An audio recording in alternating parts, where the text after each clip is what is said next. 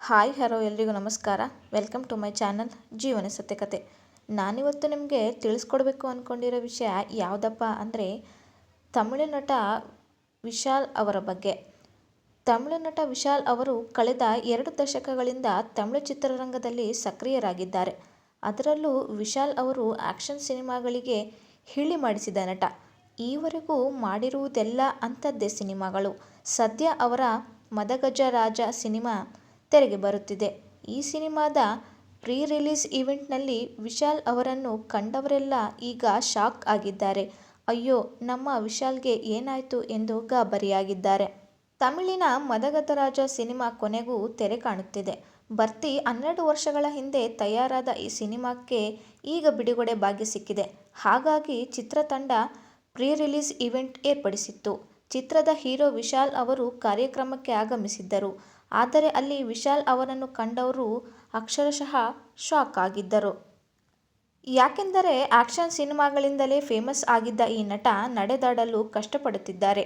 Mic ಹಿಡಿದುಕೊಂಡಿದ್ದ ಅವರ ಕೈ ನಡುಗುತ್ತಿತ್ತು, ಮಾತುಗಳು ತೊದಲುತ್ತಿದ್ದವು, ಪದೇ ಪದೇ ಬರುತ್ತಿದ್ದ ಕಣ್ಣೀರನ್ನು ಒರೆಸಿಕೊಳ್ಳುತ್ತಿದ್ದರು. ವಿಶಾಲ್ ಇನ್ನೊಬ್ಬರ ಸಹಾಯವಿಲ್ಲದೆ ಅವರು ಅಲ್ಲಿಗೆ ಬರುವುದಕ್ಕೆ ಸಾಧ್ಯವಿರಲಿಲ್ಲ ಎಂಬಂತೆ ಕಂಡರು. ಇದೆಲ್ಲವೂ ಅಲ್ಲಿದ್ದವರನ್ನು ಅಚ್ಚರಿಗೆ ನೂಕಿತ್ತು, ಅಭಿಮಾನಿಗಳನ್ನು ಆತಂಕಕ್ಕೆ ತಳ್ಳಿತ್ತು. ಅಷ್ಟಕ್ಕೂ ವಿಶಾಲ್ಗೆ ಆಗಿರುವುದೇನು ಗೊತ್ತಾ? ತಿಳಿಸ್ಕೊಡ್ತೀನಿ ನೋಡಿ. ವಿಶಾಲ್ಗೆ ಚಿಕಿತ್ಸೆ ನೀಡುತ್ತಿರುವ ವೈದ್ಯರು ಸಂಪೂರ್ಣ ವಿಶ್ರಾಂತಿ ಪಡೆಯುವಂತೆ ಸೂಚಿಸಿದ್ದರು. ಇಷ್ಟಾದರೂ ವಿಶಾಲ್ ಅವರು ತಮ್ಮ ಕನಸಿನ ಮದಗಜ ರಾಜ ಸಿನಿಮಾಗಾಗಿ ಹೊರಬಂದಿದ್ದರು.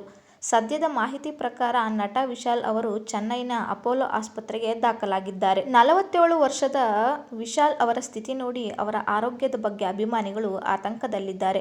ವೈದ್ಯರ ಮಾಹಿತಿ ಪ್ರಕಾರ ವಿಶಾಲ್ ಅವರಿಗೆ ವೈರಲ್ ಇನ್ಫೆಕ್ಷನ್ನಿಂದ ತುಂಬಾ ಜ್ವರ ಇದೆ. ಮತ್ತೊಬ್ಬರ ಸಹಾಯದಿಂದ ವಿಶಾಲ್ ಅವರು ನಡೆದಾಡುವ ಸ್ಥಿತಿ ಎದುರಾಗಿದೆ.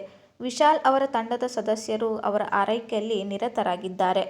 ಸುಂದರ್ ಸಿ ನಿರ್ದೇಶನದ ಮದಗಜ ರಾಜ ಸಿನಿಮಾದಲ್ಲಿ ವಿಶಾಲ್ ಜೊತೆಗೆ ಅಂಜಲಿ, ವರಲಕ್ಷ್ಮಿ, ಶರತ್ ಕುಮಾರ್ ನಟಿಸಿದ್ದಾರೆ.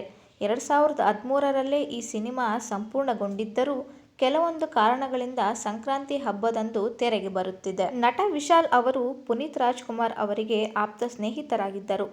ಪುನೀತ್ ನಿಧನದ ನಂತರ ಬೆಂಗಳೂರಿಗೆ ಬಂದಿದ್ದ ವಿಶಾಲ್, ಅಪ್ಪು ಅವರು ಮಾಡುತ್ತಿದ್ದ ಸಮಾಜ ಸೇವೆಗಳನ್ನು ನಾನು ಮುಂದುವರಿಸಿಕೊಂಡು ಹೋಗುತ್ತೇನೆ ಎಂದು ಹೇಳಿದ್ದರು.